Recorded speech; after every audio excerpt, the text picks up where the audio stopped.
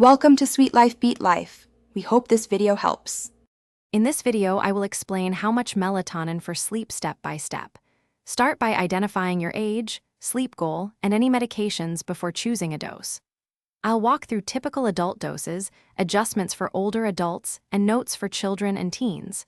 You'll get simple guidelines, timing tips, and safety checks so you can make an informed plan.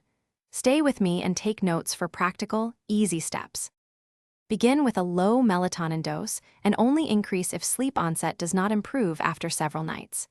Consider 0, 5 mg to 3 mg for most adults and lower amounts for older adults. For children, consult a pediatric source before use and use age-appropriate formulations. Track timing and effects for a week to see trends. If you feel daytime grogginess or unusual symptoms, pause and consult your healthcare provider for personalized advice.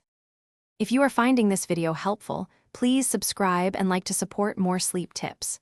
Quick recommendation: bring your space to life with the Echo Dot smart speaker for calming sounds, timers, and voice-controlled bedtime routines that pair well with sleep habits. It's a handy addition to a sleep-friendly bedroom. Check the description for the link and other deals, and if you like it, pick one up. Now let's get back to the video. Timing melatonin well boosts its usefulness, so aim for 30 to 90 minutes before bedtime and stick to consistent timing each night.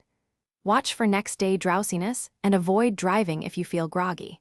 Note possible interactions with medications such as blood thinners or antidepressants, and talk with your clinician if you take prescription drugs.